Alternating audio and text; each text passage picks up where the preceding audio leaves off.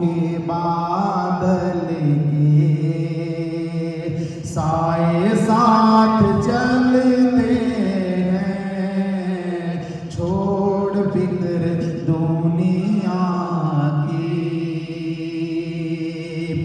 چھوڑ فکر دنیا کی، چل مدینے چلتے ہیں، مصطفیٰ غلاموں کی قسمتیں بدلتے ہیں، مصطفیٰ غلاموں کی قسمتیں بدلتے ہیں، چھوڑ فکر دنیا کی۔ ہم کو روز ملتا ہے صدقہ پیارے آقا،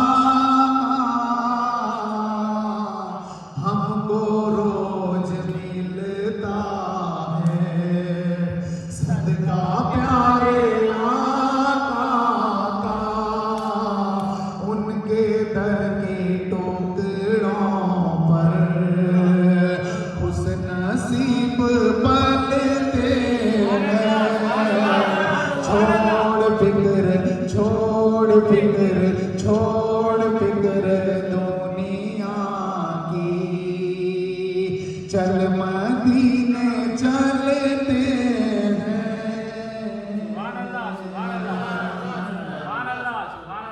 دوسری طرف پڑھ دو ایک مرتبہ اور تھوڑی دیر بعد پڑھ دو انشاءاللہ۔ اللہم صلی علی محمد وعلی آل محمد وبارک وسلم، صلو علیہ وسلم وسلام علیک یا رسول اللہ صلی اللہ تعالی علیہ وسلم۔ آمنہ کے دل بر کا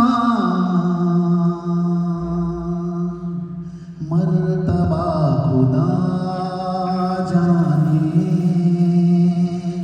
مرتبہ خدا جانے، آمنہ کے دل بر کا مرتبہ خدا جانے، مرتبہ خدا جانے، آمنہ کے دل بر کا مرتبہ خدا جانے، مرتبہ خدا جانے، مرتبہ خدا جانے، طٰہٰ اور یاسین کا فلسفہ خدا جانے، فلسفہ خدا جانے، ابتدا تو اچھی ہے، ابتدا تو اچھی ہے، امتحان خدا جانے، امتحان خدا جانے، آمنہ کے دل بر کا مرتبہ خدا جانے، مرتبہ خدا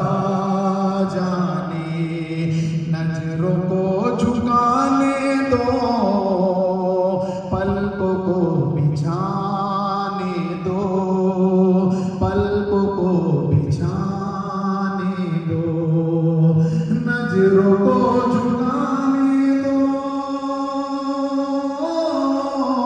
پلکوں کو بچھانے دو، پلکوں کو بچھانے دو، پلکوں کو بچھانے دو، اس گلی سے آئیں گے، اس گلی سے آئیں گے، کس گلی سے آئیں گے، مصطفیٰ خدا جانے، مصطفیٰ خدا جانے، آمنہ کے دل بر کا مرتبہ خدا جانے۔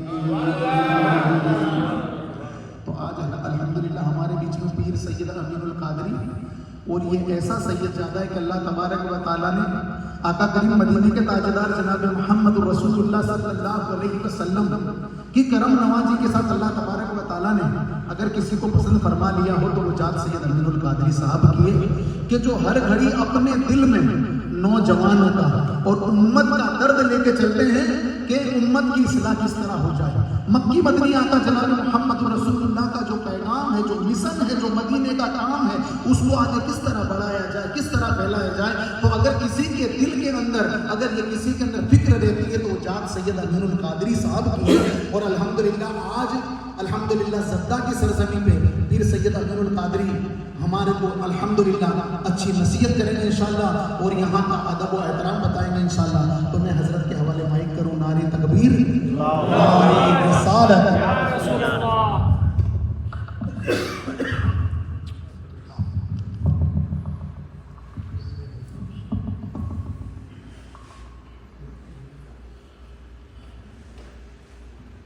الحمدللہ رب العالمین والعاقبۃ للمتقین والصلاة والسلام علی سید الانبیاء والمرسلین وعلی آلہ واصحابہ الطیبین الطاہرین، اما بعد فاعوذ باللہ من الشیطان الرجیم، بسم اللہ الرحمن الرحیم، الذی خلق الموت والحیاة لیبلوکم ایکم احسن عملا، صدق اللہ العظیم۔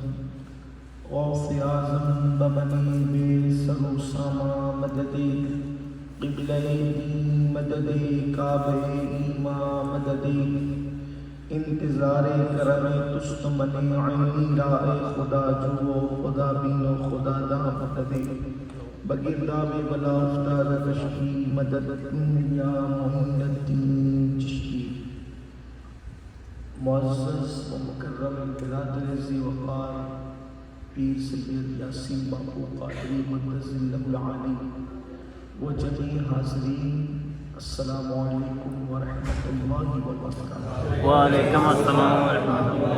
انتہائی احترام و عقیدت کے ساتھ اپنے اور ساری کائنات کی مرکز عقیدت، دانائے سبل مولائے کل ختم رسل، خسرو خوباں سیاح لامکا وجہ کن فکا، در اللہ المکنون سر اللہ المخزون، عالم ما کان وما یکون، حضور احمد مجتبی محمد مصطفیٰ ارواحنا فدا صلی اللہ تعالی علیہ وآلہ وصحبہ وبارک وسلم کی بارگاہ بے کس پناہ میں جس طریقے سے پناہ میرے ساتھ مل کر پڑھیں، الصلاۃ والسلام علیک یا رسول اللہ، الصلاۃ والسلام علیک یا نبی اللہ، الصلاۃ والسلام علیک یا حبیب اللہ، وعلی آلک واصحابک یا نور اللہ،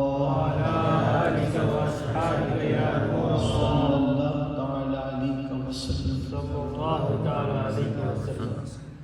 آج ایک مرتبہ ہم لوگ پھر ہمارے محب گرامی کرم فرما جناب سید شاہد صاحب اور ان کے بڑے بھائی سید نصر بابا یہاں پر حاضر ہیں، اور کچھ دیر تھوڑی دیر کچھ ہم ایسی گفتگو کریں، ایسی باتیں کریں جس سے ہمیں اپنی آخرت یاد آئے، جس سے اللہ یاد آئے، اس کا رسول صلی اللہ علیہ وسلم کی یاد آئے۔ جب حضرات صحابہ کرام چند ایک سال جمع ہوتے تو وہ کہتے کہ چلو تھوڑی دیر بیٹھ کر اپنا ایمان تازہ کر لیں۔ پھر وہ لوگ اللہ رسول کی باتیں کرتے، کوئی کچھ کہتا، کوئی کچھ کہتا، اور پھر دل کے اندر گویا کہ ایک نئی امنگ، نیا حوصلہ عمل کے حوالے سے پیدا ہوتا ہے۔ حدیث پاک میں آتا ہے کہ جیسے کپڑا پرانا ہو جاتا ہے، یعنی کپڑا میلا ہو جاتا ہے، ویسے تمہارے دل بھی میلے ہو جاتے ہیں۔ تو پوچھا گیا کہ یا رسول اللہ صلی اللہ علیہ وآلہ وسلم، کپڑا اگر میلا ہو جائے تو اس کو پانی سے، صابن سے یا کسی چیز سے، کوئی ذریعے سے، کسی سبب سے دھویا جا سکتا ہے، لیکن اگر دل میلا ہو تو کیا کیسے دھوئے؟ تو فرمایا کہ جب دل غبار آلود اور میلا ہو جایا کرے تو پھر تم اس کو اللہ کے ذکر سے دھل لیا کرو، اس کے برکت سے تمہارے دل کا زنگ اور دل کا درد و غبار جو گناہوں کے سبب سے لگتا ہے وہ دور ہو جاتا ہے۔ تو اس طرح کی محفلیں ہماری آخرت کے لیے بڑی مفید ہوتی ہیں۔ میں نے جس آیہ کریمہ کی تلاوت کی ہے، اللہ تعالیٰ نے اس میں موت اور حیات کا فلسفہ بیان کیا ہے۔ تھوڑی دیر اس پر اللہ کی توفیق سے مصطفیٰ جان رحمت صلی اللہ علیہ وآلہ وسلم کی مدد سے انشاءاللہ کچھ باتیں پیش کریں گے۔ آپ حضرات کی بھرپور توجہ، اللہ نے موت اور حیات کا فلسفہ بیان کیا۔ اگر آپ لوگ تھوڑا سا اگر سمجھ جائے تو پیچھے آنے والا وقت ہے، ایک بار آگے آ جائے یا جگہ ہے، ایک بار تو شریف پڑھ لیں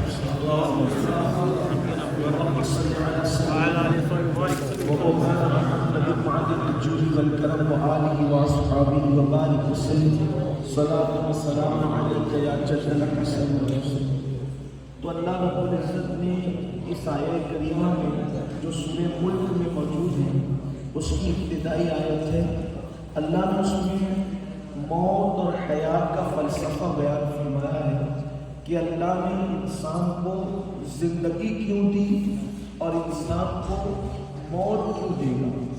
تو موت و حیات کا فلسفہ میرا اللہ یوں بیان کرتا ہے، الذی خلق الموت والحیات لیبلوکم ایکم احسن عملا، کہ ہم نے زندگی اور موت کو پیدا کر کے تمہارا امتحان لیا ہے، ہم نے تمہیں آزمایا ہے کہ کون تھوڑی سی زندگی کو پا کر اچھا عمل کرتا ہے۔ یعنی اللہ نے یہ جو ہمیں بہت تھوڑی سی زندگی دی، ہماری زندگی بہت تھوڑی ہے، بہت مختصر زندگی لے کر آئی۔ صوفیاء کرام کہتے ہیں انسان کی زندگی کا فلسفہ کیا ہے، کتنی ہے ہماری زندگی؟ کوئی کہتا ہے 60 سال، کوئی کہتا ہے 70 سال، کوئی کہتا ہے 100 سال۔ جینے والے تو کوئی 100 سال بھی جیتا ہے، کوئی 90 سال بھی جیتا ہے۔ عام طور پر 60-70 سال میں کثیر تعداد میں لوگ دنیا سے چلے جاتے ہیں، کچھ لوگ 35-40 سال میں، 20-25 سال میں بھی چلے جاتے ہیں۔ لیکن آدمی اگر 100 سال بھی جیے، چلے 200 سال بھی جیے، تو ہماری زندگی کتنی ہے، حقیقت میں زندگی کتنی ہے؟ تو صوفیہ فرماتے ہیں جب مسلمان کے گھر میں کوئی بچہ پیدا ہوتا ہے تو پیدائش کے وقت اس کی دائیں طرف کے کان میں اذان دیتے ہیں اور بائیں طرف کے کان میں اقامت پڑھتے ہیں، گویا کہ اشارہ دیا جاتا ہے اے مسلمان کے گھر میں پیدا ہونے والے مسلمان کے بچے، تیری اذان بھی ہو گئی، تیری اقامت بھی ہو گئی، اب تیری نماز ہونے والی ہے، اب تیری نماز ہونے والی ہے۔ اسی لیے تو جب نماز جنازہ ہوتی ہے تو نہ اذان دی جاتی ہے نہ اقامت ہوتی ہے، حالانکہ فقہی طور پہ نماز جنازہ کا اذان اور اقامت سے کوئی تعلق نہیں ہے، لیکن ایک فلسفہ ہے کہ ادھر اذان ہوئی اور اقامت ہوئی لیکن نماز نہیں ہوئی، اور ادھر نماز ہو رہی ہے مگر اذان اور اقامت نہیں ہو رہی ہے۔ گویا کہ کہا جا رہا ہے اللہ کے بندے تیری اذان بھی ہو گئی، اقامت بھی ہو گئی، اب اقامت کے بعد جماعت کھڑی ہونے میں جتنا وقت ہوتا ہے بس اتنی تیری زندگی ہے۔ اقامت کے بعد کتنا وقت رہتا ہے جماعت کھڑی ہونے میں، جماعت شروع ہونے میں کتنا ٹائم رہتا ہے؟ چند سیکنڈ، چند لمحے۔ اسی کو قرآن کہتا ہے ہم نے تمہیں زندگی اس لیے دی، زندگی اور موت کو اللہ نے اس لیے پیدا کیا تاکہ لیبلوکم، ہم تمہیں آزمائے، ہم تمہیں جانچے، تمہیں پرکھیں، تمہارا امتحان لیں۔ کیوں کہ کون تھوڑی سی زندگی پا کے احسن عملا، اچھا عمل کرتا ہے۔ ہم اس زمین پر اچھا عمل کرنے کے لیے، یہی دنیا کی زندگی ہے جس کو ایک مقام پر قرآن کہتا ہے یہ دنیا کی زندگی تو ایک کھیل ہے، بس یہ کھیل ہے، یہ کھیل جلدی ختم ہونے والا ہے، اور اس کھیل کو ختم کر کے ہم نے کہیں جانا ہے۔ آپ سے پوچھتا ہوں، کیا انسان امتحان گاہ میں ہمیشہ رہتا ہے؟ نہیں رہتا۔ انسان کھیل کے میدان میں ہمیشہ رہتا ہے؟ نہیں رہتا۔ تو جب انسان نہ کھیل کے میدان میں ہمیشہ رہتا ہے، نہ امتحان گاہ میں ہمیشہ رہتا ہے، اسی طرح اس دنیا میں ہمیں ہمیشہ نہیں رہنا ہے۔ یہاں پر تھوڑی سی زندگی کو گزار کر ہمیں آگے کی طرف سفر کرنا ہے، اور یہی دنیا کی زندگی کے اچھے یا برے اعمال کی بنیاد پر آخرت میں ہمارے لیے نتائج کے حوالے سے فیصلہ کیا جائے گا۔ قرآن کہتا ہے ان الابرار لفی نعیم وان الفجار لفی جحیم، ہم نے پاپی اور گنہگاروں کے لیے جہنم کا عذاب تیار کر رکھا ہے، اور نیکوں کے لیے ہم نے جنت تیار کر رکھی ہے۔ اگر نبی کے بیٹے کا عمل بھی اچھا نہیں ہوگا تو اللہ اس کو بھی جہنم میں ڈالے، اللہ تعالیٰ اس کو بھی جہنم میں۔ آپ غور فرمائیں، ہم لوگ یہ تصور کر کے بیٹھے ہوئے ہم کچھ بھی کریں ہم اللہ ہمیں جنت ہی دے گا۔ ہم سے اور آپ سے اللہ کو زیادہ پیار ہے یا نبی کے بیٹے سے زیادہ پیار ہونا چاہیے؟ لیکن قرآن آپ اٹھا کر کے پڑھیں، قرآن بتا رہا ہے کہ حضرت نوح علیہ السلام کا بیٹا جب اس کے اعمال اچھے نہیں تھے، اس نے کفر کیا، تو نوح علیہ السلام کو اللہ نے اجازت بھی نہیں دی کہ اس کو کشتی میں سوار کر لے، اور حضرت نوح علیہ السلام کے سامنے، ان کی آنکھوں کے سامنے ان کے بیٹے کو اس طوفان کے اندر غرق کر دیا۔ جب غرق کر دیا تو نوح علیہ السلام آخر باپ تھے۔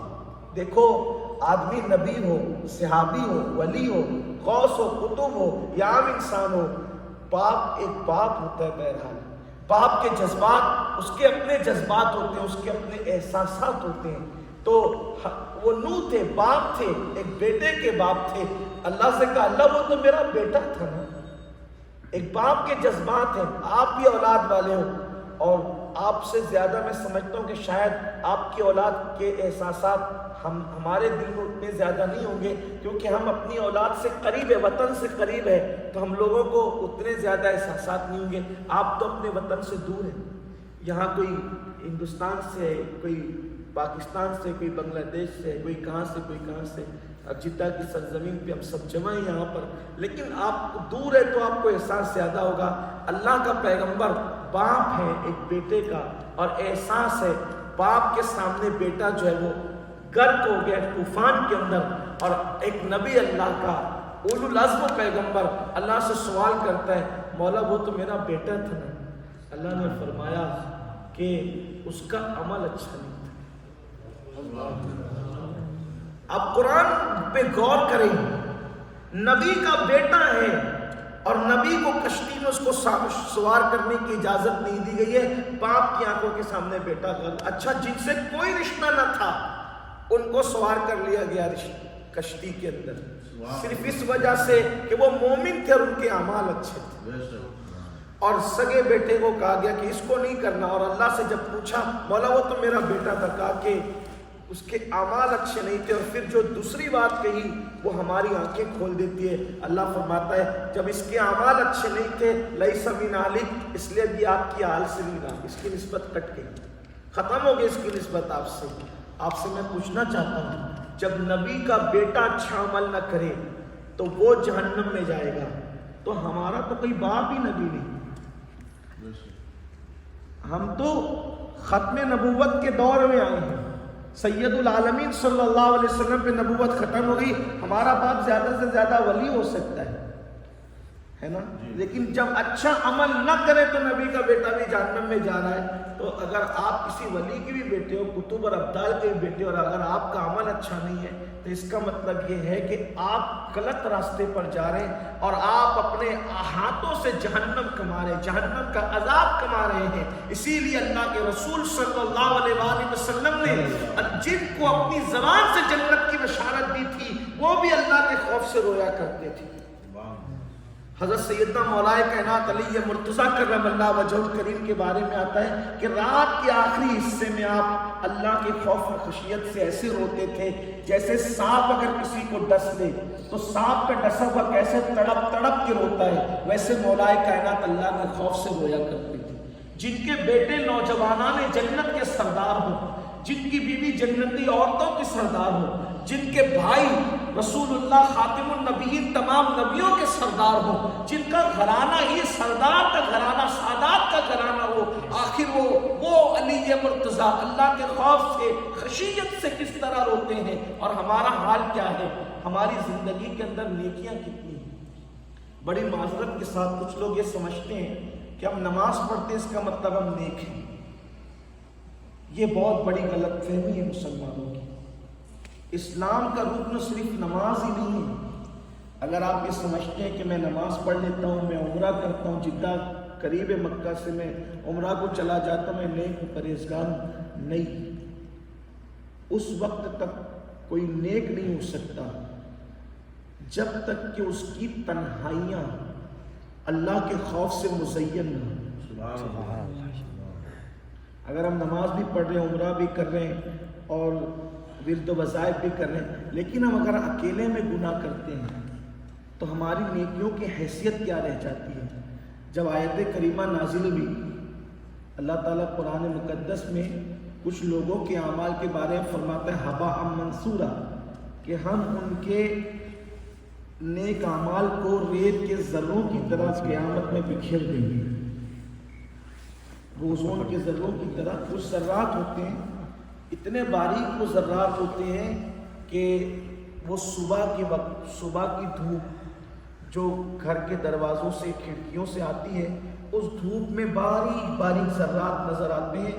اس کو عربی زبان میں چاہے وہ ہباء منصورا کہتے ہیں، باریک باریک وہ ذرات، جس کو اردو زبان میں روزون کہتے ہیں، اردو زبان میں۔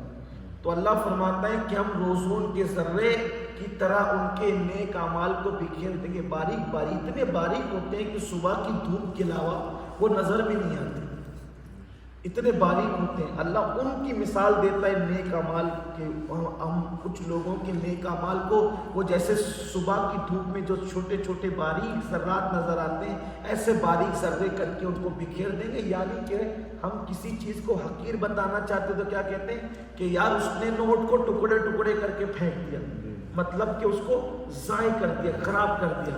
پھر اسی طرح کسی چیز کے بارے میں کہتے ہیں کہ یار اس نے جو ہے نا اس کی عزت کے تو ٹکڑے ٹکڑے کر دیا، تار تار کر دیا، ایک مثال سمجھائی جاتی ہے۔ تو اللہ فرماتا ہے کہ ہم کچھ نیک اعمال کرنے والوں کی نیکیوں کو ہم ٹکڑے ٹکڑے، ذرے ذرے کر کے بکھیر دیں گے۔ تو صحابہ نے عرض کیا یا رسول اللہ کن کی نیکیوں کو ٹکڑے ٹکڑے کر کے، ذرے ذرے کر کے بکھیرے گا؟ تو اس وقت میرے آقا علیہ السلام فرماتے ہیں جو لوگوں کے سامنے نیک اعمال کرتے ہوں گے اور تنہائیوں کے اندر گناہ کرتے ہوں گے، اللہ ان کی نیکیوں کو بکھیر دے گا، ان کو قبول نہیں فرمائے گا۔ آج مسلمان نوجوان پوری دنیا میں آپ دیکھ لیں، اپنے جیسا انسان دیکھ رہا ہو تو آدمی کھڑے ہو کر پانی بھی نہیں پیتا، اپنے جیسا انسان دیکھ رہا ہو تو اپنی زبان سے کچھ غلط بھی نہیں کہتا، لیکن اگر وہ اکیلے میں اور تنہائی میں ہے تو ہم سب اپنے آپ میں ڈوب کر سوچیں کہ ہماری تنہائیوں کا عالم کیا ہے۔ جب ہم اکیلے ہوتے ہیں تو کیا، جب ہم لوگوں کے درمیان بیٹھے ہوتے ہیں ایسا لگتا ہے کہ جیسے ہم اللہ کے ولی، ہم اللہ والے ہیں، اور جب ہم اکیلے میں ہوتے ہیں تو ہم شیطان کا گویا کہ ننگا ناچ بن جاتے ہیں۔ قرآن کہتا ہے وَالْعَاقِبَةُ لِلْمُتَّقِينَ، عاقبت تو آخرت تو صرف متقیوں کے لیے ہے، اور متقی اس کو نہیں کہتے جو کثرت کے ساتھ نیکی کرتا ہے، اس پر خیال کرنا۔ متقی اس کو نہیں کہتے جو کثرت کے ساتھ نیکی کرتا ہے، بلکہ متقی اس کو کہتے ہیں جو کثرت کے ساتھ اپنے آپ کو گناہوں سے بچاتا ہے۔ یہی فکر ہے اللہ والوں کی اور ہماری کہ ہم نیکیوں پہ زیادہ کوشش کرتے ہیں، لیکن اللہ والے نیکیوں پہ زیادہ کوشش نہیں کرتے تھے، وہ گناہوں سے بچنے کی زیادہ کوشش کرتے تھے۔ کیوں؟ مثال کے طور پہ ایک بندہ خوب کمانے پہ کوشش کرتا ہے اور ایک بندہ بچت کرنے پہ کوشش کرتا ہے، مالدار کس نے ہونا ہے؟ زیادہ کمانے والا یا زیادہ بچت کرنے والا؟ یاد رکھیے جو زیادہ کماتا ہے وہ زیادہ خرچہ کرے گا تو وہ کبھی مالدار نہیں ہوگا، لیکن جو بندہ زیادہ بچت کرتا ہے، احتیاط سے خرچہ کرتا ہے، اس کے پاس مال زیادہ جمع ہوگا، تو جو نیکی کرے وہ گناہ بھی کر سکتا ہے، لیکن جو گناہ سے بچے گا وہ خود نیکی ہی کرے گا۔ اور یاد رکھنا نیکی کرنے کی وہ فضیلت نہیں ہے جو گناہ سے بچنے کی فضیلت۔ سبحان اللہ۔ آپ قرآن اٹھا کر کے دیکھیں نیکی کے بارے میں قرآن کیا کہتا ہے؟ کہ جو نیکی لائے گا ایک، ہم اسی کی مثل اس کو 10 عطا کریں گے. ٹھیک، جو ایک نیکی لائے گا قرآن کہہ رہے ہیں ہم اس کو اسی کی مثل 10 عطا کریں گے. یعنی ایک نیکی کرو گے تو 10 پاؤ گے، ایک روزہ رکھو گے تو 10 روزے کا ثواب، ایک عمرہ کرے تو 10 عمرے کا ثواب، وغیرہ وغیرہ. ٹھیک، نیکی ایک کرو تو 10 کا ثواب ملے. لیکن جو گناہ سے بچے گا، گناہ سے بچنے والے کے بارے میں قرآن کہتا ہے وَلِمَنْ خَافَ مَقَامَ رَبِّهِ جَنَّتَانِ، جو اللہ کے خوف سے اللہ کی بارگاہ میں کھڑے ہونے سے ڈر گیا، اللہ تعالیٰ اس کو 2 جنتیں عطا فرمائے. یعنی گناہ سے بچنے پہ سیدھے جنت کی بشارت ہے. پھر اسی طریقے سے اگر ہم کوئی نیکی کریں، اگر کوئی نیکی کریں تو کوئی ضروری نہیں ہے کہ اس نیکی پر ہمیں جنت مل جائے. کوئی ضروری نہیں، نیکی کرو گے اللہ چاہے تو قبول کرے چاہے تو رد کرے. لیکن اگر ہم اللہ سے ڈر کر ایک گناہ چھوڑ دیتے، ایک گناہ چھوڑ دیتے، تو ایک گناہ اللہ کے ڈر سے چھوڑنے کی وجہ سے اللہ اسی وقت اب تک انسان نے جتنے گناہ کیے ہیں اس کی برکت سے سارے گناہوں کی مغفرت فرما دیتا ہے. یہ گناہ سے بچنے کا فائدہ کیوں؟ اس لیے کہ گناہ سے بچنا خود بڑی نیکی، گناہ سے بچنا خود بڑی نیکی ہے. آئیے اس سلسلے میں 1-2 باتیں عرض کر کے میں اپنی بات مکمل کرتا ہوں، اسی تصور کے ساتھ کہ ہمیں اپنے آپ کو کوشش کرنا ہے زیادہ سے زیادہ گناہوں سے بچنے کی اور بچانے کی. حضرت سیدنا ابو ہریرہ رضی اللہ تعالیٰ جب ملک شام تشریف لے گئے تو اس وقت آپ سے کچھ جو سینئر تابعین تھے، سینئر تابعین، اور انہوں نے پوچھا کہ اللہ کے رسول کے صحابی ہیں آپ، تو آپ نے حضور کے سینئر صحابہ کی زیارت کی جن کی زیارت ہم نے نہیں کی، تو آپ نے سینئر صحابہ کی. تو وہ جو سابقون الاولون تھے حضور کے، وہ سینئر صحابہ تھے، وہ کیسے تھے؟ وہ صحابہ کیسے تھے؟ حالانکہ حضرت ابو ہریرہ خود بھی صحابی ہیں، لیکن ان سے پوچھا جا رہا ہے سینئر اصحاب کے بارے میں، یعنی جو لوگ شروع دنوں میں اسلام لائے تھے ان کی فضیلت بہت زیادہ. یوں تو رسول اللہ کے ہر صحابی کی شان بڑی اعلیٰ ہے، عرفہ ہے، لیکن جو سابقون الاولون ہیں ان کی بڑی شان، ان کو صحابہ میں بھی اول درجہ حاصل ہے. جیسے سیدنا صدیق اکبر ہے، سیدنا فاروق اعظم ہے، سیدنا عثمان غنی ہے، مولا علی ہے، حضرت سیدنا بلال ہے، حضرت ابو ذر غفاری ہے، حضرت مقداد ہے، سلمان فارسی ہے. یہ جو اصحاب حضور علیہ السلام کے، جن لوگوں نے اس دور میں اسلام قبول کیا کہ جب اسلام قبول کیا جاتا تھا تو کپڑے پھاڑ دیے جاتے تھے، مال چھین لیا جاتا تھا، مارا جاتا تھا، درختوں سے باندھ دیا جاتا تھا، ان کے بچوں کو ان کے ہاتھوں سے چھین لیا جاتا تھا. بڑا نصرت کا، بڑا تکلیف کا وہ دور تھا. آج اگر کوئی دین کی بات کرتا ہے تو لوگ اس کو عزت کی نگاہ سے دیکھتے ہیں. جب میرے نبی کے وہ صحابہ جن کو سابقون الاولون کہا گیا ہے، جب وہ اسلام قبول کرتے تھے اور اسلام کی باتیں کرتے تھے تو انہیں مارا جاتا تھا. اتنی دردناک ان کی حالت تھی کہ آپ نے سنا ہوگا کہ جب اللہ کے رسول علیہ السلام نے نبوت کا اعلان کیا تو اس وقت میرے آقا علیہ السلام اپنے گھر میں بھی نہیں رہ سکتے تھے. سرکار علیہ السلام اپنا گھر چھوڑ کر حضرت ارقم کے گھر میں دار ارقم میں تشریف لے گئے تھے، وہیں رہتے تھے. اور جو صحابی ملنے کے لیے جاتا تھا تو وہ کھڑے ہو کر بھی نہیں جا سکتا تھا، کیونکہ کھڑے ہو کے جاتا تھا تو ان کو ڈر لگتا تھا کہ کوئی جاسوسی کر کے پیچھے آئے گا تو اللہ کے رسول تک پہنچ نہ جائے. تو وہ لوگ کیا کرتے تھے، اپنے گھٹنوں کے اور ہاتھوں کے بل چل کر رسول اللہ تک پہنچتے تھے. اور حالات یہ ہوتے تھے کہ رسول پاک کے پاس اور اصحاب کے پاس کھانے کے لیے کوئی چیز بھی اس وقت میسر نہیں ہوتی تھی. وہ بلال حبشی اپنے امامے میں کچھ روٹی وغیرہ لپیٹ کر کے اپنی بغل میں دبا کر کے دار ارقم میں جاتے تھے، چپکے سے ان میں جا کر کے کھانا پیش کر دیتے تھے. وہ دور تھا. تو اس دور میں جو لوگ ایمان لائے تھے ان کو سابقون الاولون کہتے ہیں. ان کی بڑی شان، حضور کے ہر صحابی شان والا ہے، لیکن جو شروع دور کے صحابہ ہیں ان کی عظمت اور بزرگی بار بار قرآن بیان کرتا ہے. تو حضرت ابو ہریرہ سے پوچھا تھا ملک شام کے سینئر تابعین نے سینئر صحابہ کے بارے میں کہ ہم نے سینئر صحابہ کو نہیں دیکھا، سابقون الاولون کو نہیں دیکھا، آپ نے دیکھا، بتائیں وہ کیسے تھے؟ تو انہوں نے فرمایا کہ کہ اگر تم ان کو دیکھتے، حضرت ابو ہریرہ ان کے بارے میں کہ اگر تم ان کو دیکھتے تو تم ان کو دیوانہ سمجھتے، تم ان کو اگر دیکھ لیتے تو تم ان کو دیوانہ، اتنی سادگی طبیعت میں سب حالات تھے، اور ان پر اللہ کے خوف کا غلبہ ایسا طاری رہتا تھا کہ اگر تم ان کو دیکھتے تو ان کو دیوانہ سمجھتے، اور اگر وہ تمہیں دیکھتے، ان کو کہا اگر وہ تمہیں دیکھتے تو شاید وہ تمہیں مسلمان نہیں سمجھتے۔ تابعین کی بات کر رہا ہوں، اور وہ بھی سینئر تابعین۔ حضرت ابو ہریرہ نے کہا کہ تم رسول اللہ کے صحابہ کو، جن اصحاب کو تم نے نہیں دیکھا نا، وہ سابقون الاولون، تم ان کو دیکھتے تو تم ان کو دیوانہ سمجھتے، اور وہ تمہیں دیکھتے تو وہ تمہیں شاید مسلمان نہیں سمجھتے۔ کیوں؟ اس لیے کہ وہ لوگ عمل بہت تھوڑا کرتے تھے، وہ نیکی بہت تھوڑی کرتے تھے، لیکن وہ گناہوں سے بچنے کے معاملے میں بہت زیادہ حساس تھے۔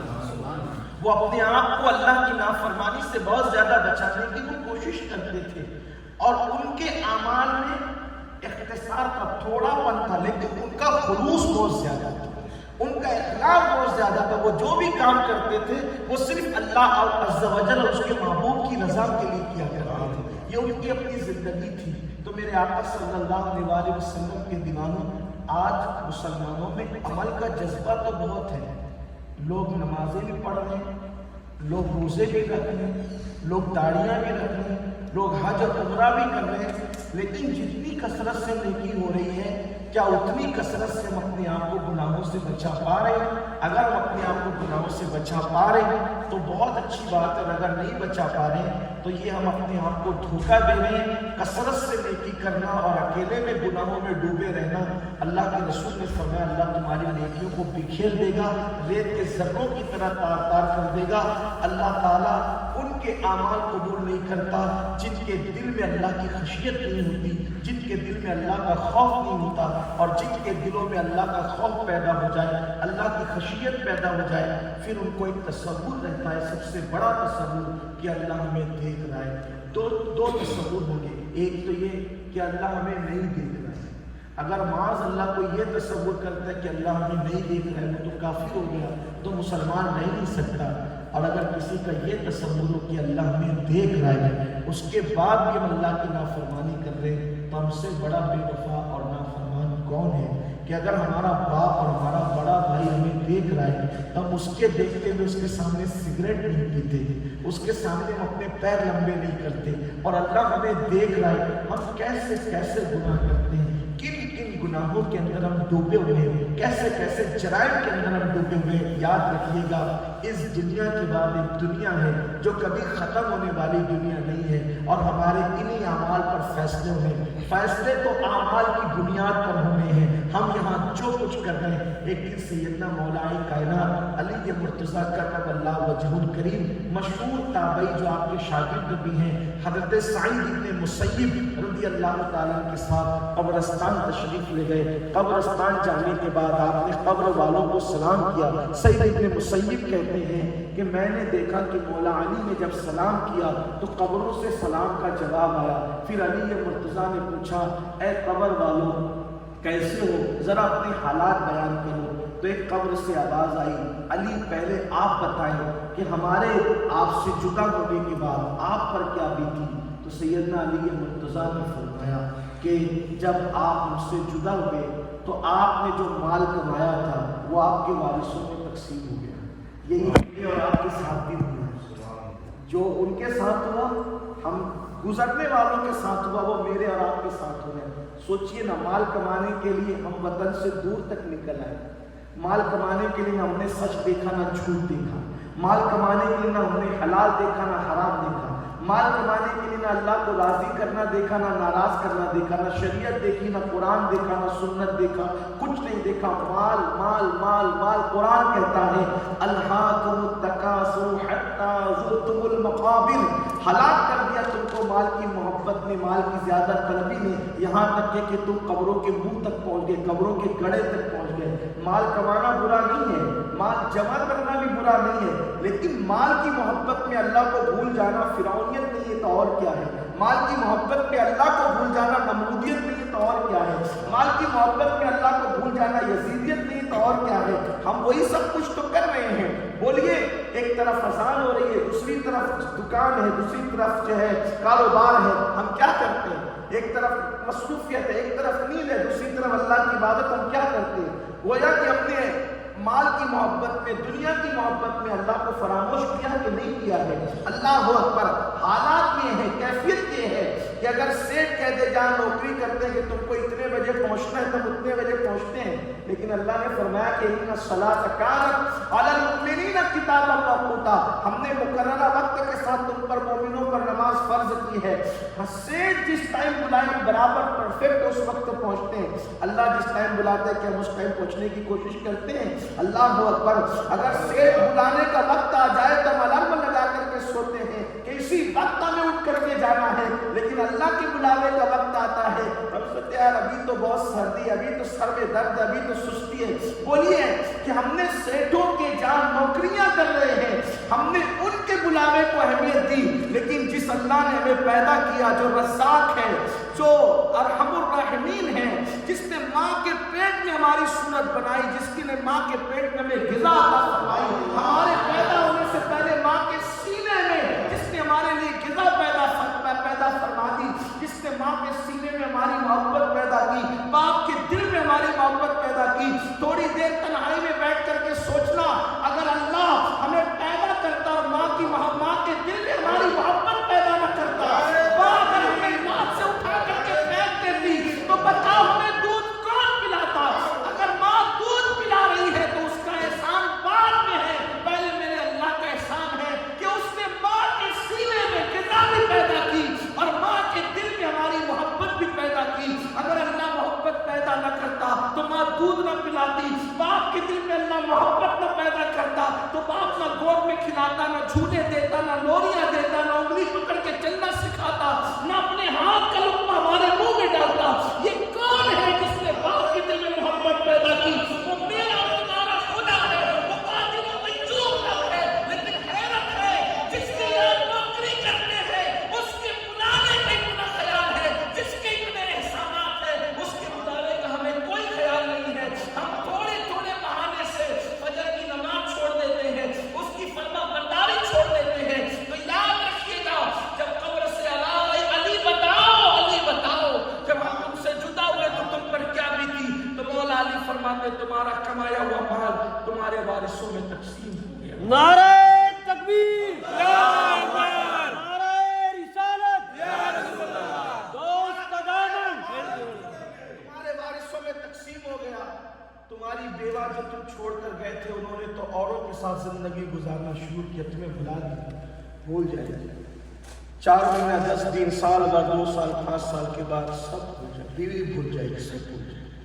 جب یہ وعدے ارادے ہوتے ہیں نا کہ میں تمہارے بغیر نہیں رہ سکتا، تم میرے بغیر نہیں رہ سکتے، ہم نے دیکھا ہے سب کے بغیر رہتے ہیں. دنیا ہونا یہی ہے.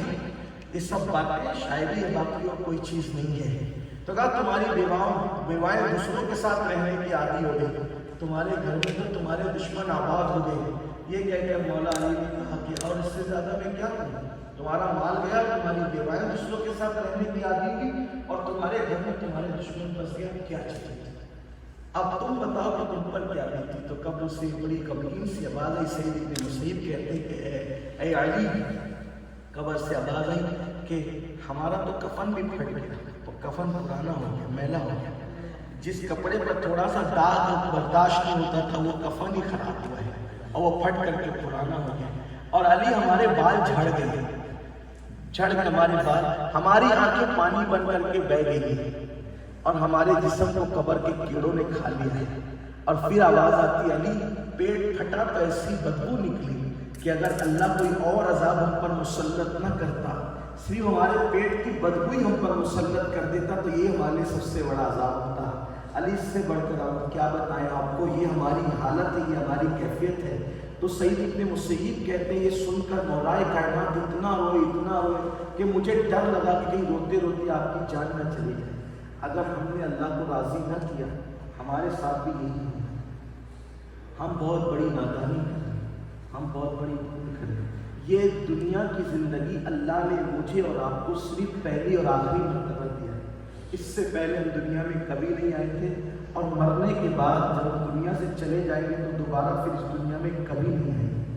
اس لیے یہاں اس کا ایک ایک لمحے کا فائدہ اٹھا کر جتنا اچھا عمل کر سکتے کر لیں، جو نیکی کر سکتے کر لیں. اور خاص طور پر وہ غیرت والا رب جس نے ہمیں گناہ کرنے سے منع فرمایا ہے، اس کی نافرمانی سے اپنے آپ کو بچانے کی کوشش کریں. ورنہ یاد رکھیں، جو اللہ صحت دینا جانتا ہے وہ چھیننا بھی جانتا ہے، جو دولت دینا جانتا ہے وہ چھیننا بھی جانتا ہے، جو حسن دینا جانتا ہے وہ چھیننا بھی جانتا ہے. زندگی میں جب بھی کہیں ایسا مرحلہ آئے کہ اکیلے رہو اور گناہ سے کوئی چیز نہ روک سکے، تو اس وقت ایک تصور ہونا چاہیے کہ اللہ مجھے دیکھ رہا ہے اور ہم ایمان والے ہیں. اگر اس تصور کے ساتھ ہم نہ جئیں گے تو کون جیے گا؟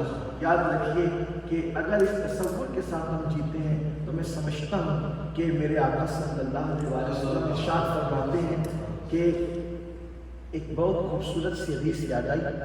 اللہ کے رسول علیہ السلام فرماتے ہیں جنتوں میں ایک جنت ہے جس کا نام ہے جنت نعیم.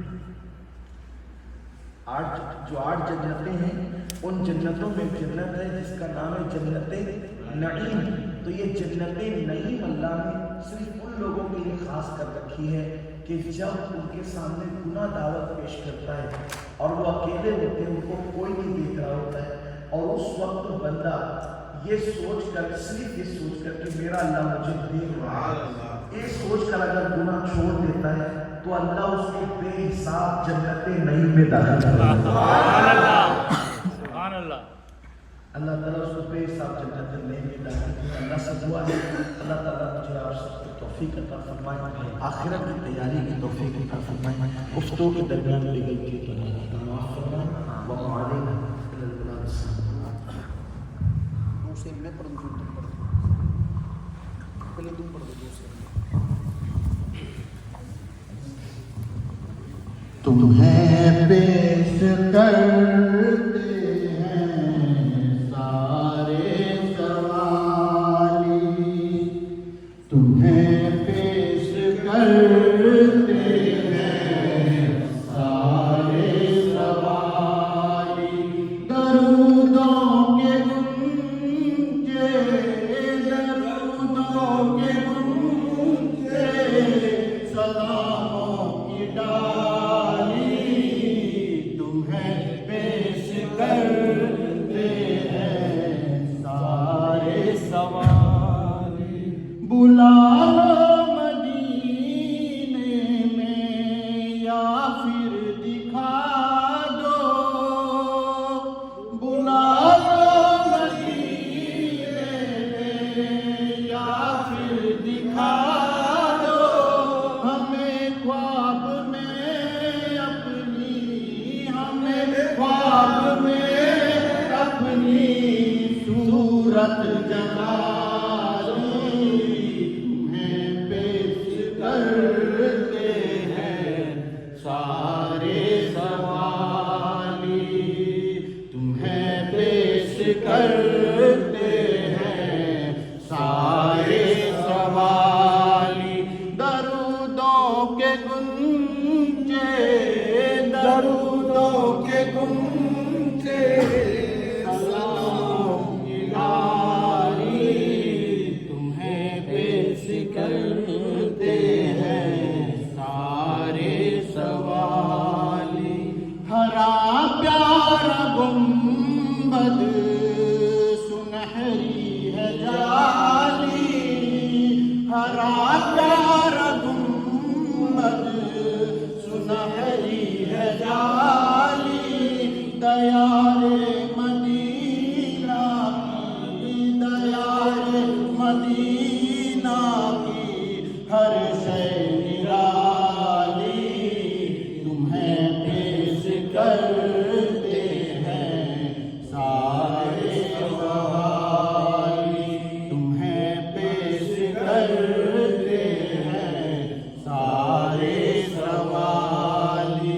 درودوں کے گنجے، درودوں کے گنجے، سلام सलामों की रानी तुम्हें पेश करते हैं सारे सवाली। नमाज़े अली भी हो कुर्बान तुम पर, नमाज़े अली भी हो कुर्बान तुम पर, तुम ही बेफिदा है, तुम ही बेफिदा है अजाने बिलाली तुम्हें पेश करते हैं सारे सवाली, तुम्हें पेश करते हैं सारे सवाली। दरूदों के गुनके, दरूदों के गुनके सलामों की डाली तुम्हें पेश करते हैं सारे सवाली। सुभान अल्लाह। शहंशाहे मदीना अस्सलातु वस्सलाम, है शहंशाहे मदीना अस्सलातु वस्सलाम। ज़ीनते अर्शे मोहल्ला, ज़ीनते अर्शे मोहल्ला अस्सलातु वस्सलाम, है शहंशाहे मदीना अस्सलातु वस्सलाम। तेरी आमद थी तो बैतुल्लाह मुजरे को झुका, तेरी हैबत थी तो बुत सब थर थरा कर गिर पड़े। बुत सिकन आया ये कहकर सर के बल बुत गिर पड़े। झूम कर कहता था काबा, झूम कर कहता था काबा अस्सलातु वस्सलाम, है शहंशाहे मदीना अस्सलातु वस्सलाम। अल्लाहुम्मा सल्ली अला मुहम्मद व अला आलि मुहम्मद व बारिक व सल्लिम। सल्लु अलैहि सल्लल्लाहु अलैहि वसल्लम अलैका या सय्यदी या रसूलल्लाह सल्लल्लाहु तआला अलैहि वसल्लम। अल्लाह तबारक व तआला के प्यारे महबूब नबी करीम सल्लल्लाहु अलैहि वसल्लम के दुरूद व सलाम के सदके अल्लाह तबारक व तआला हमारी इस मिलाद की महफिल को तेरी बारगाह में कबूल फरमा। आमीन। जितने लोग यहाँ पर हाजिर हैं, जितने लोग यहाँ पर तशरीफ लाए हैं मौला, सबके दिलों की तमाम जायज़ दुआ तमन्ना मुरादों को पूरी फरमा। आमीन। हमारी हमारे माँ बाप की कुल उम्मत मोहम्मदिया की मग़फ़िरत फरमा। आमीन। ये दूर दराज से जो भी ये पाक सरज़मीन पर आए हैं मौला,